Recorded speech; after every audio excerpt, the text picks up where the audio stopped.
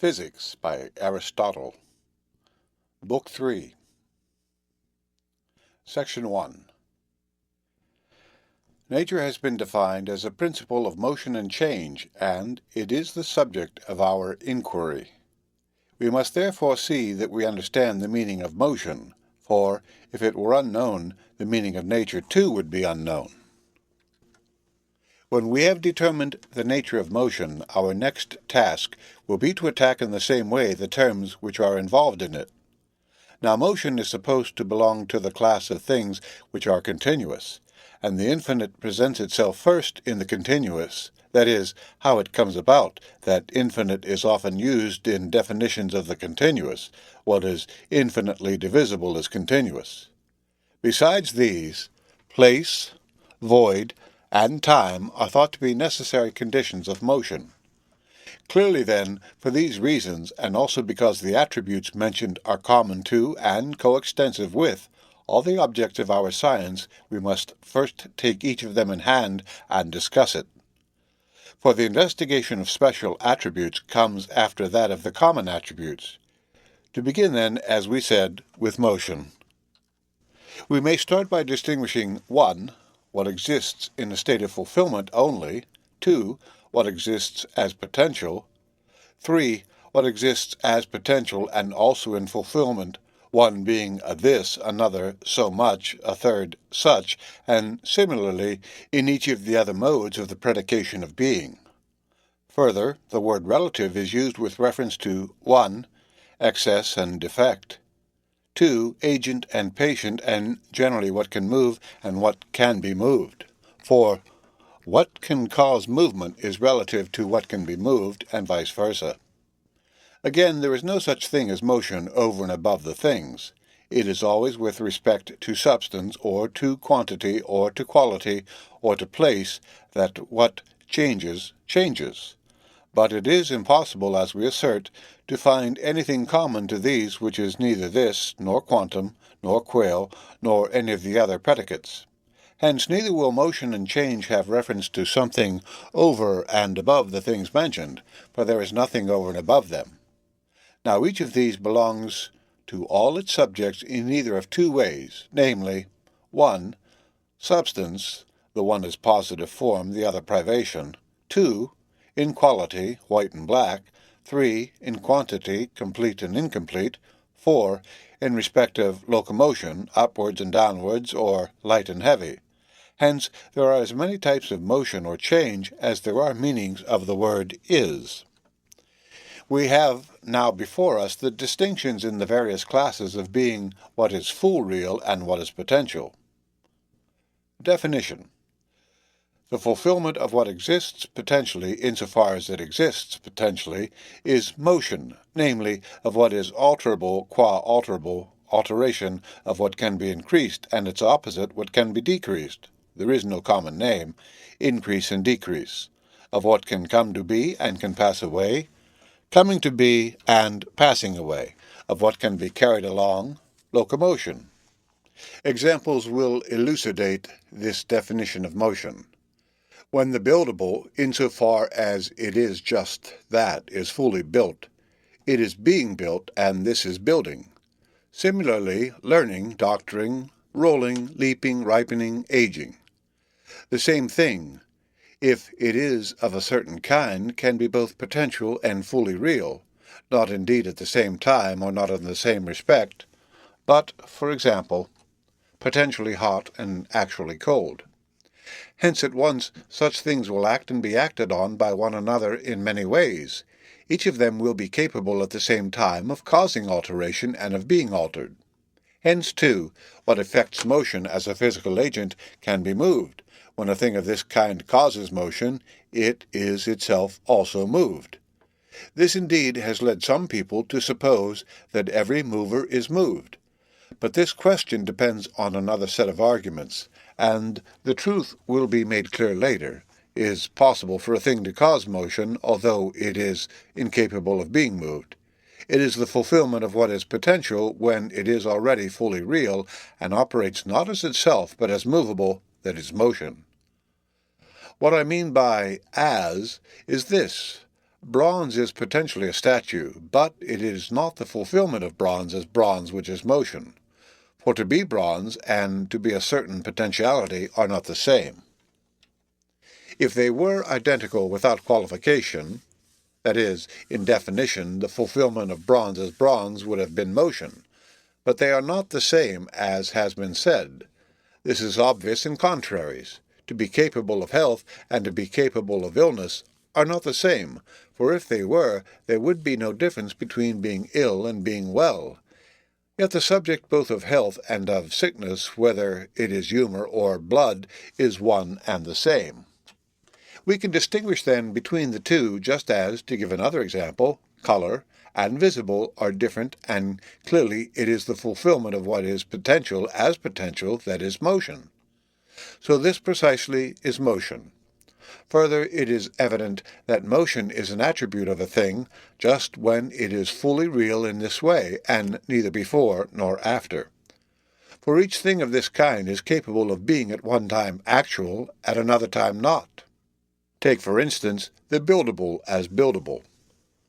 The actuality of the buildable as buildable is the process of building. For the actuality of the buildable must be either this or the house. But when there is a house, the buildable is no longer buildable. On the other hand, it is the buildable which is being built. The process then of being built must be the kind of actuality required. But building is a kind of motion, and the same account will apply to other kinds also. Section 2. The soundness of this definition is evident both when we consider the accounts of motion that the others have given, and also from the difficulty of defining it otherwise. One could not easily put motion and change in another genus. This is plain if we consider where some people put it. They identify motion with or inequality, or not being, but such things are not necessarily moved, whether they are different or unequal or non-existent. Nor is change either to or from these rather than to or from their opposites. The reason why they put motion into these genera is that it is thought to be something indefinite, and the principles in the second column are indefinite because they are privative. None of them is either this or such, or comes under any of the other modes of predication. The reason in turn why motion is thought to be indefinite is that it cannot be classed simply as a potentiality or as an actuality. A thing that is merely capable of having a certain size is not undergoing change, nor yet a thing that is actually of a certain size, and motion is thought to be a sort of actuality, but incomplete. The reason for this view being that the potential whose actuality it is incomplete. This is why it is hard to grasp what motion is. It is necessary to class it with privation, or with potentiality, or with sheer actuality, yet none of these seems possible. There remains then the suggested mode of definition, namely, that it is a sort of actuality, or actuality of the kind described, hard to grasp, but not incapable of existing. The mover too is moved, as has been said. Every mover, that is, which is capable of motion, and whose immobility is rest, when a thing is subject to motion, its immobility is rest. For to act on the movable as such is just to move it. But this it does by contact, so that at the same time it is also acted on. Hence, we can define motion as the fulfillment of the movable qua movable, the cause of the attribute being contact with what can move, so that the mover is also acted on. The mover or agent will always be the vehicle of form, either a this or such, which, when it acts, will be the source and cause of the change. For example, the full-formed man begets man from what is potentially man. Section 3.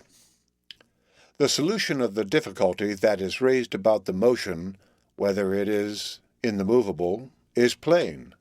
It is the fulfillment of this potentiality, and by the action of that which has the power of causing motion, and the actuality of that which has the power of causing motion is not other than the actuality of the movable, for it must be the fulfillment of both. A thing is capable of causing motion because it can do this. It is a mover because it actually does it. But it is on the movable that it is capable of acting. Hence, there is a single actuality of both alike, just as 1 to 2 and 2 to 1 are the same interval, and the steep ascent and the steep descent are one, for these are one and the same, although they can be described in different ways. So it is with the mover and the moved.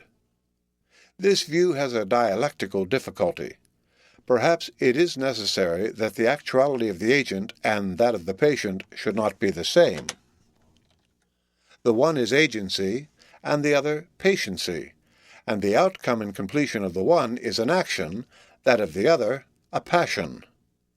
Since they are both motions, we may ask, in what are they if they are different? Either A, both are in what is acted on and moved, or B, the agency is in the agent and the patiency in the patient. If we ought to call the latter also agency, the word would be used in two senses. Now, in alternative B, the motion will be in the mover, for the same statement will hold of mover and moved. Hence, either every mover will be moved, or, though having motion, it will not be moved. If, on the other hand, A, both are in what is moved and acted on, both the agency and the patiency, for example, both teaching and learning, though they are two in the learner, then first, the actuality of each will not be present in each, and a second absurdity. A thing will have two motions at the same time. How will there be two alterations of quality in one subject towards one definite quality? The thing is impossible. The actualization will be one. But, someone will say, it is contrary to reason to suppose that there should be one identical actualization of two things which are different in kind. Yet there will be, if teaching and learning are the same, and agency and patiency. To teach will be the same as to learn, and to act the same as to be acted on. The teacher will necessarily be learning everything that he teaches, and the agent will be acted on. One may reply, 1. It is not absurd that the actualization of one thing should be in another. Teaching is the activity of a person who can teach, yet the operation is performed on some patient. It is not cut adrift from a subject, but is of A on B. 2. There is nothing to prevent two things having one and the same actualization, provided the actualizations are not described in the same way, but are related as what can act to what is acting. 3. Nor is it necessary that the teacher should learn, even if to act and to be acted on are one and the same, provided they are not the same in definition, as raiment and dress, but are the same merely in the sense in which the road from Thebes to Athens and the road from Athens to Thebes are the same, as has been explained above. For it is not things which are in a way the same that have all their attributes the same, but only such as having the same definition. But indeed it by no means follows from the fact that teaching is the same as learning, that to learn is the same as to teach, any more than it follows from the fact that there is one distance between two things which are at a distance from each other, that the two vectors AB and BA are one and the same. To generalize, teaching is not the same as learning, or agency and patiency in the full sense, though they belong to the same subject, the motion. For the actualization of X in Y and the actualization of Y through the action of X differ in definition. What then motion is has been stated both generally and particularly. It is not difficult to see how each of its types will be defined. Alteration is the fulfillment of the alterable qua alterable, or more scientifically, the fulfillment of what can act and what can be acted on as such, generally and again in each particular case, building, healing, etc. A similar definition will apply to each of the other kinds of motion. Section 4. The science of nature is concerned with spatial magnitudes and motion and time, and each of these at least is necessarily infinite or finite. Even if some things are dealt with by the science, are not. For example, a quality or a point, it is not necessary perhaps that such things should be put under either head. Hence, it is incumbent on the person who specializes in physics to discuss the infinite and to inquire whether there is such a thing or not, and if there is, what it is. The appropriateness to the science of this problem is clearly indicated. All who have touched on this kind of science in a way worth considering have formulated views about the infinite, and indeed, to a man, make it a principle of things. 1. Some, as the Pythagoreans and Plato, make the infinite a principle in the sense of a self-subsistent substance, and not as a mere attribute of some other thing. Only the Pythagoreans place the infinite among the objects of sense. They do not regard number as separable from these, and assert that what is outside this heaven is infinite. Plato, on the other hand, holds that there is no body outside. The forms are not outside because they are nowhere, yet that the infinite is present not only in the objects of sense, but in the forms also. Further, the Pythagoreans identify the infinite with the even. For this, they say, when it is cut off and shut in by the odd, provides things with the element of infinity. An indication of this is what happens with numbers. If the nomens are placed round the one, and without the one, in the one construction the figure that results is always different. In the other, it is always the same. But Plato has two infinites, the great and the small. The physicists, on the other hand, all of them, always regard the infinite as an attribute of a substance which is different from it, and belongs to the class of the so-called elements, water or air, or what is indeterminate between them. Those who make them limited in number never make them infinite in amount. But those who make the elements infinite in number, as Anaxagoras and Democritus do, say that the infinite is continuous by contact compounded of the homogeneous parts according to the one of the seed mass of the atomic shapes according to the other. Further, Anaxagoras held that any part is a mixture in the same way as the all, on the ground of the observed fact that anything comes out of anything. For it is probably for this reason that he maintains that once upon a time all things were together. This flesh and this bone were together, and so of anything, therefore all things, and at the same time too. For there is a beginning of separation not only for each thing, but for all. Each thing that comes to be comes from a similar body, and there is a coming to be of all things, though not it is true at the same time. Hence there must also be an origin of coming to be. One such source there is which he calls mind, and mind begins to work of thinking from some starting point. So necessarily all things must have been together at a certain time, and must have begun to be moved at a certain time. Democritus, for his part, asserts the contrary, namely that no element arises from another element. Nevertheless, for him the common body is a source of all things, differing from part to part in size and in shape.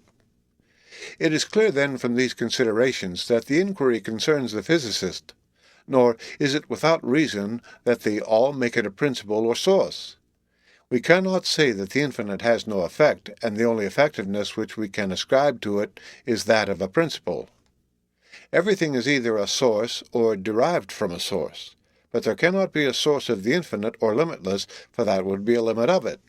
Further, as it is a beginning, it is both uncreatable and indestructible, for there must be a point at which what has come to be reaches completion, and also a termination of all passing away. That is why, as we say, there is no principle of this, but it is this which is held to be the principle of other things, and to encompass all and to steer all, as those assert who do not recognize, alongside the infinite, other causes, such as mind or friendship. Further, they identify it with the divine, for it is deathless and imperishable, as Anaximander says with the majority of the physicists. Belief in the existence of the infinite comes mainly from 5 considerations. 1. From the nature of time, for it is infinite. 2. From the division or magnitudes, for the mathematicians also use the notion of the infinite. 3. If coming to be and passing away do not give out, it is only because that from which things come to be is infinite. 4. Because the limited always finds its limit in something, so that there must be no limit if everything is always limited by something different from itself. 5. Most of all, a reason which is peculiarly appropriate and presents the difficulty that is felt by everybody, not only number but also mathematical magnitudes, and what is outside the heaven are supposed to be infinite because they never give out in our thought. The last fact, that what is outside is infinite, leads people to suppose that body also is infinite, and that there is an infinite number of worlds. Why should there be body in one part of the void rather than in another? Grant only that mass is anywhere, and it follows that it must be everywhere. Also, if void and place are infinite, there must be infinite body too, for in the case of eternal things, what may be must be. But the problem of the infinite is difficult. Many contradictions result when we suppose it to exist or not to exist. If it exists, we have still to ask how it exists, as a substance, or as the essential attribute of some entity? Or in neither way, yet nonetheless is there something which is infinite, or some things which are infinitely many? The problem, however, which specially belongs to the physicist, is to investigate whether there is sensible magnitude which is infinite. We must begin by distinguishing the various senses in which the term infinite is used. 1. What is incapable of being gone through because it is not in its nature to be gone through, the sense in which the voice is invisible. 2. What admits of being gone through, the process, however, having no termination, or what scarcely admits of being gone through. 3. What naturally admits of being gone through, but is not actually gone through, or does not actually reach an end. Further, everything that is infinite may be so in respect of addition or division, or both. Section 5. Now, it is impossible that the infinite should be a thing which is itself infinite, separable from sensible objects. If the infinite is neither a magnitude nor an aggregate, but is itself a substance and not an attribute, it will be indivisible, for the divisible must be either a magnitude or an aggregate.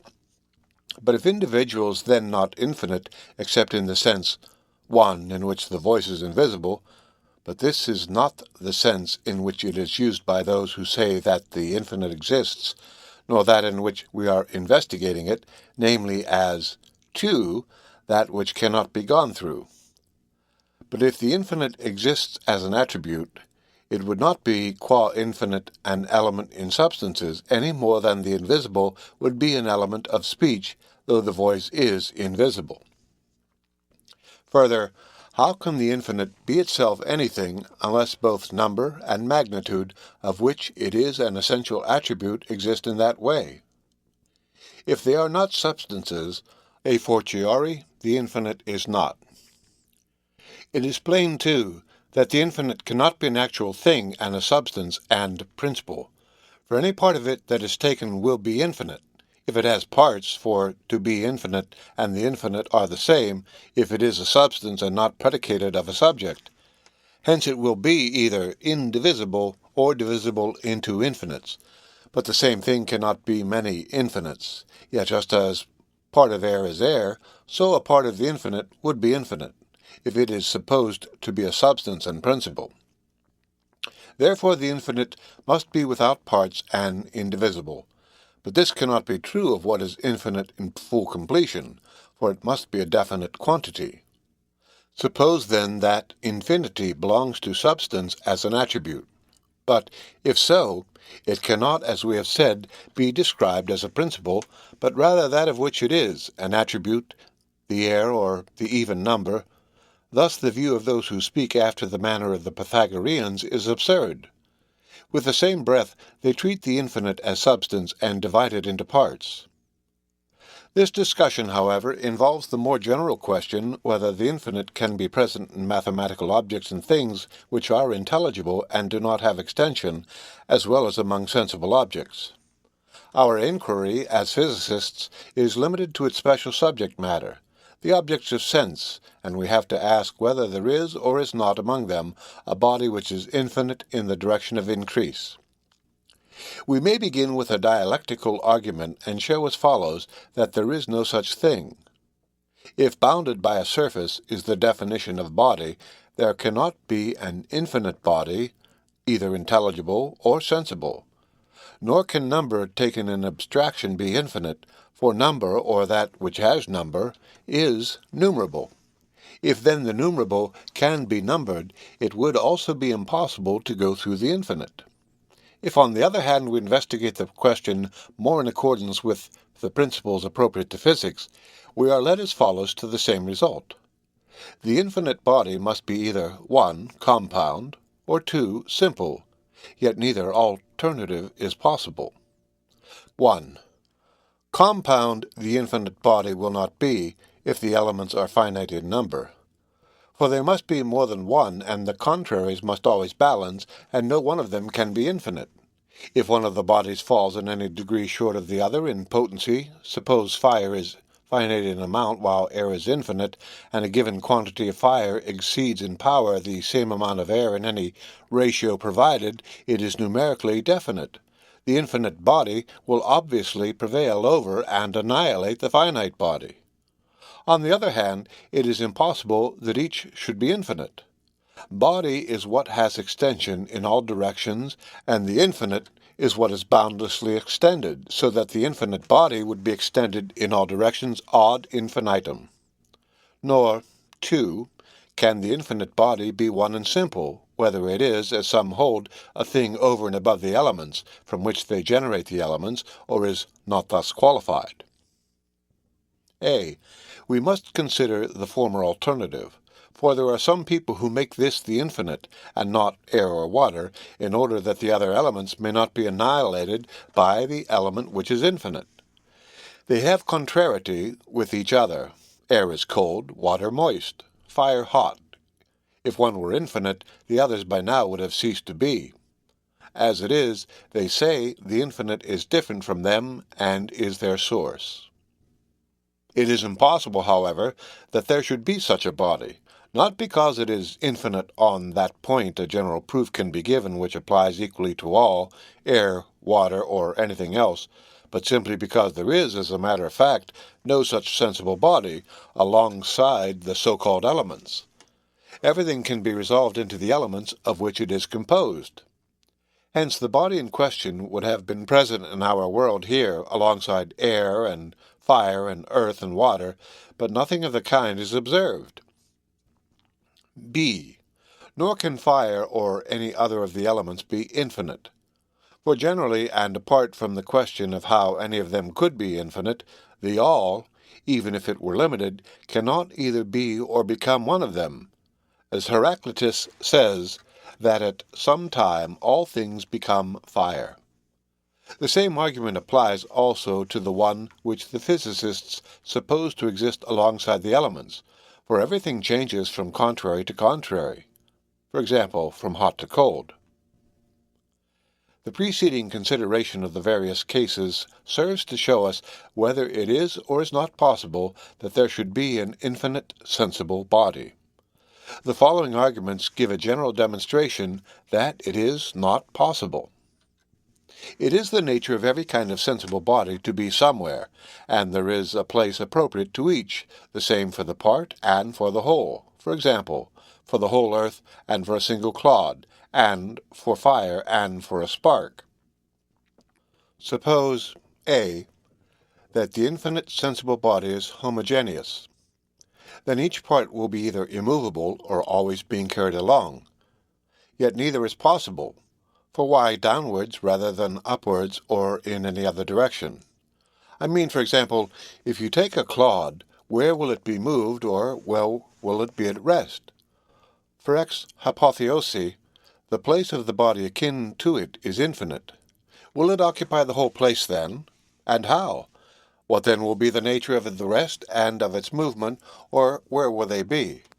It will either be at home everywhere, then it will not be moved, or it will be moved everywhere, then it will not come to rest. But if B, the all has dissimilar parts, the proper places of the parts will be dissimilar also, and the body of the all will have no unity except that of contact. Then, further, the parts will be either finite or infinite in variety of kind. Finite they cannot be, for if the all is to be infinite, some of them would have to be infinite, while the others were not. For example, fire or water will be infinite. But as we have seen before, such an element would destroy what is contrary to it. This indeed is the reason why none of the physicists made fire or earth the one infinite body, but either water or air, or what is intermediate between them, because the abode of each of the two was plainly determinate, while the others have an ambiguous place between up and down. But if the parts are infinite in number and simple, their proper places too will be infinite in number, and the same will be true of the elements themselves. If that is impossible, and the places are finite, the whole too must be finite, for the place and the body cannot but fit each other. Neither is the whole place larger than that what can be filled by the body, and then the body would no longer be infinite, nor is the body larger than the place, for either there would be an empty space, or a body whose nature it is to be nowhere. Anaxagoras gives an absurd account of why the infinite is at rest. He says that the infinite itself is the cause of its being fixed. This because it is in itself, since nothing else contains it, on the assumption that wherever anything is, it is there by its own nature. But this is not true. A thing could be somewhere by compulsion, and not where it is its nature to be. Even if it is true as true can be that the whole is not moved, for what is fixed by itself and is in itself must be immovable, yet we must explain why it is not its nature to be moved. It is not enough just to make this statement and then decamp. Anything else might be in a state of rest, but there is no reason why it should not be its nature to be moved. The earth is not carried along, and would not be carried along if it were infinite, provided it is held together by the center.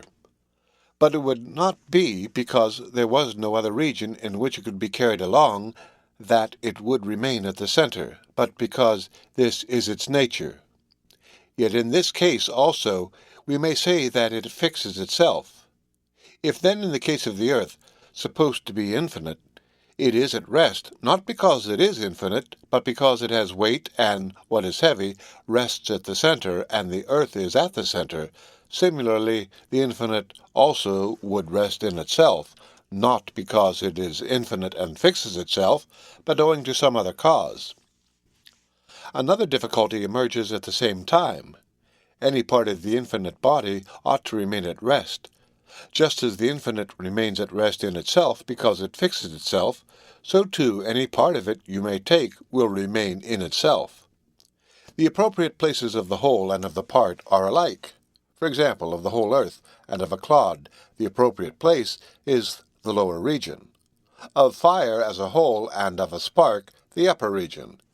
If, therefore, to be in itself is the place of the infinite, that also will be appropriate to the part. Therefore, it will remain in itself. In general, the view that there is an infinite body is plainly incompatible with the doctrine that there is necessarily a proper place for each kind of body if every sensible body has either weight or lightness, and if a body has a natural locomotion towards the center if it is heavy, and upwards if it is light. This would need to be true of the infinite also, but neither character can belong to it. It cannot be either as a whole, nor can it be half the one and half the other. For how should you divide it? Or how can the infinite have the one part up and the other down, or an extremity and a center? Further, every sensible body is in place, and the kinds of differences of place are up down, before behind, right left, and these distinctions hold not only in relation to us and by arbitrary agreement, but also in the whole itself. But in the infinite body they cannot exist. In general, if it is impossible that there should be an infinite place, and if every body is in place, there cannot be an infinite body. Surely what is in a special place is in place, and just what is in place is in a special place. Just then, as the infinite cannot be quantity, that would imply that it has a particular quantity. For example, 2 or 3 cubits. Quantity just means these. So a thing's being in place means that it is somewhere, and that is either up or down, or in some other of the 6 differences of position. But each of these is a limit. It is plain from these arguments that there is no body which is actually infinite. Section 6. But on the other hand, to suppose that the infinite does not exist in any way leads obviously to many impossible consequences. There will be a beginning and an end of time. A magnitude will not be divisible into magnitudes. Number will not be infinite. If then, in view of the above considerations, neither alternative seems possible, an arbiter must be called in. And clearly there is a sense in which the infinite exists and another in which it does not. We must keep in mind that the word is means either what potentially is or what fully is. Further, a thing is infinite either by addition or by division. Now, as we have seen, magnitude is not actually infinite, but by division it is infinite. There is no difficulty in refuting the theory of indivisible lines. The alternative, then, remains that the infinite has a potential existence. But the phrase potential existence is ambiguous. When we speak of the potential existence of a statue, we mean that there will be an actual statue. It is not so with the infinite. There will not be an actual infinite. The word is has many senses, and we say that the infinite is in the sense in which we say it is day or it is the games, because one thing after another is always coming into existence. For of these things, too, the distinction between potential and actual existence holds. We say that there are Olympic Games, both in the sense that they may occur and that they are actually occurring. The infinite exhibits itself in different ways in time, in the generations of man, and in the division of magnitudes. For generally the infinite has this mode of existence. One thing is always being taken after another, and each thing that is taken is always finite, but always different. Again, being has more than one sense, so that we must not regard the infinite as a this, such as a man or a horse, but must suppose it to exist in the sense in which we speak of the day or the games as existing things whose being has not come to them like that of a substance, but consists in a process of coming to be or passing away. Definite, if you like, at each stage, yet always different. But when this takes place in spatial magnitudes, what is taken persists, while in the succession of time and of men, it takes place by the passing away of these in such a way that the source of supply never gives out. In a way, the infinite by addition is the same thing as the infinite by division.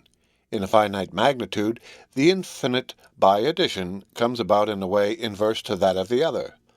For in proportion as we see division going on, in the same proportion we see addition being made to what is already marked off.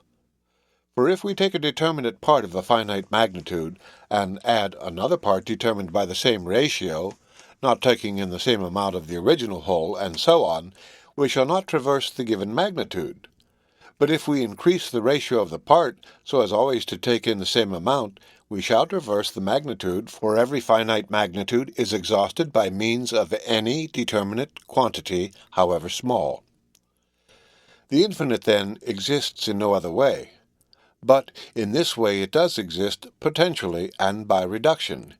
It exists fully in the sense in which we say it is day, or it is the games, and potentially as matter exists, not independently as what is finite does. By addition, then, also, there is potentially an infinite, namely, what we have described as being in a sense the same as the infinite in respect of division, for it will always be possible to take something extra. Yet the sum of the parts taken will not exceed every determinate magnitude, just as in the direction of division, every determinate magnitude is surpassed in smallness, and there will be a smaller part. But in respect of addition, there cannot be an infinite which even potentially exceeds every assignable magnitude unless it has the attribute of being actually infinite, as the physicists hold to be true of the body which is outside the world, whose essential nature is air or something of the kind.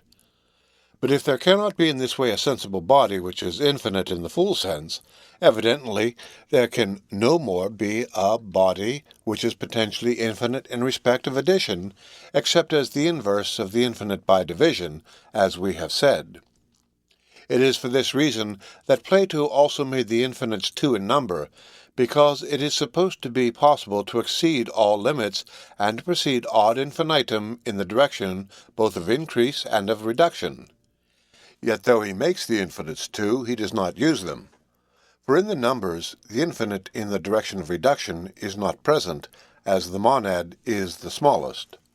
Nor is the infinite in the direction of increase, for the parts number only up to the decade. The infinite turns out to be the contrary of what is said to be. It is not what has nothing outside it that is infinite, but what always has something outside it. This is indicated by the fact that rings also that have no bezel are described as endless, because it is always possible to take a part which is outside a given part. The description depends upon a certain similarity, but it is not true in the full sense of the word. This condition alone is not sufficient. It is necessary also that the next part which is taken should never be the same. In the circle the latter condition is not satisfied. It is only the adjacent part from which the new part is different. Our definition, then, is as follows.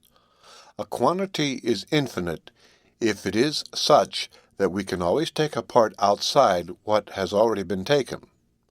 On the other hand, what has nothing outside it is complete and whole.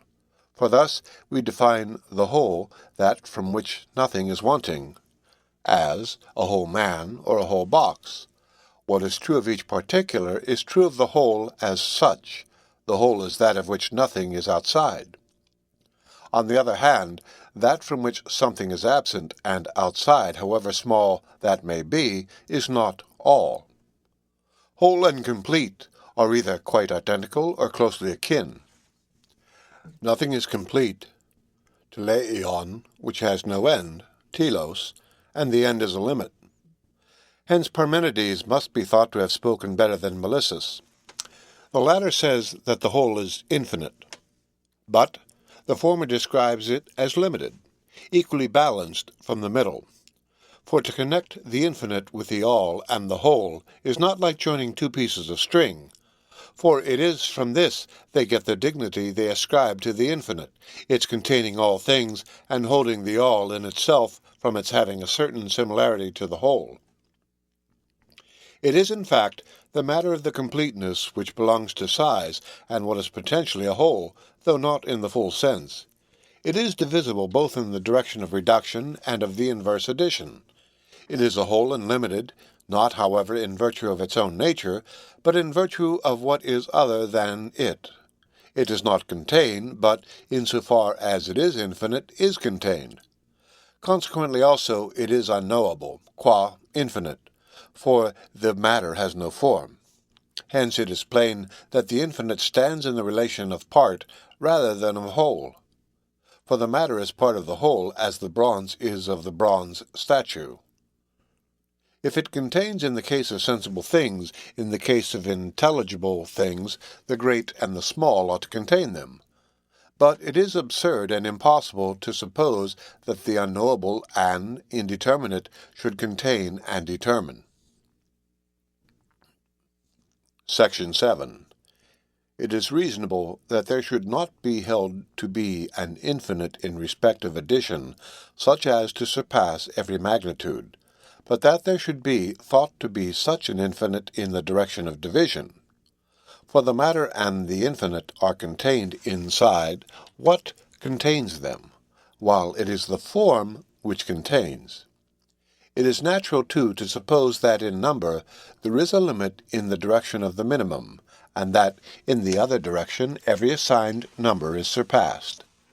In magnitude, on the contrary, every assigned magnitude is surpassed in the direction of smallness, while in the other direction there is no infinite magnitude.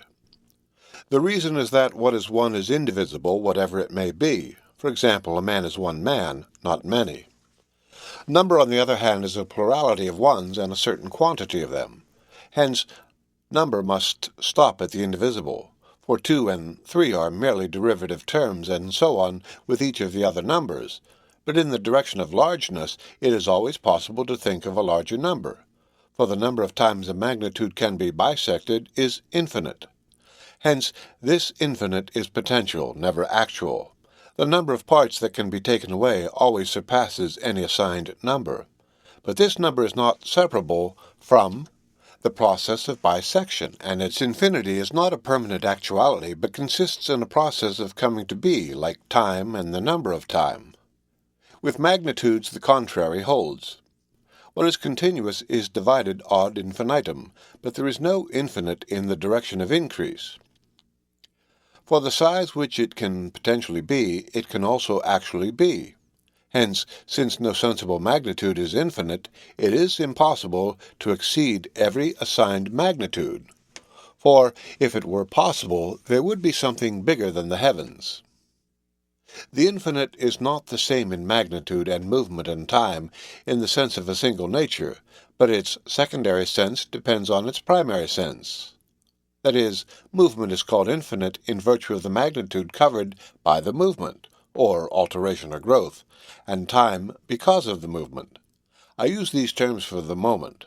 Later I shall explain what each of them means, and also why every magnitude is divisible into magnitudes. Our account does not rob the mathematicians of their science by disproving the actual existence of the infinite in the direction of increase, in the sense of the untraversable. In point of fact, they do not need the infinite and do not use it. They postulate only that the finite straight line may be produced as far as they wish. It is possible to have divided in the same ratio as the largest quantity another magnitude of any size you like. Hence, for the purposes of proof, it will make no difference to them to have such an infinite instead, while its existence will be in the sphere of real magnitudes. In the fourfold scheme of causes, it is plain that the infinite is a cause in the sense of matter, and that its essence is privation, the subject as such being what is continuous and sensible. All the other thinkers, too, evidently treat the infinite as matter. That is why it is inconsistent in them to make it what contains and not what is contained. Section 8. It remains to dispose of the arguments which are supposed to support the view that the infinite exists not only potentially but as a separate thing. Some have no cogency. Others can be met by fresh objections that are valid. 1. In order that coming to be should not fail, it is not necessary that there should be a sensible body which is actually infinite. The passing away of one thing may be the coming to be of another, the all being limited. 2. There is a difference between touching and being limited. The former is relative to something and is the touching of something, for everything that touches something, and further is an attribute of some one of the things which are limited. On the other hand, what is limited is not limited in relation to anything. Again, contact is not necessarily possible between any two things taken at random. 3. To rely on mere thinking is absurd, for then the excess or defect is not in the thing, but in the thought. One might think that one of us is bigger than he is, and magnify him ad infinitum. But it does not follow that he is bigger than the size we are just because someone thinks he is, but only because he is the size he is. The thought is an accident. Time indeed and movement are infinite, and also thinking, in the sense that each part that is taken passes in succession out of existence. B. Magnitude is not infinite either in the way of reduction or of magnification in thought. This concludes my account of the way in which the infinite exists, and of the way in which it does not exist, and of what it is. The end of Book 3. Read by Rick Kistner for Let to Go on the web at fcit.usf.edu.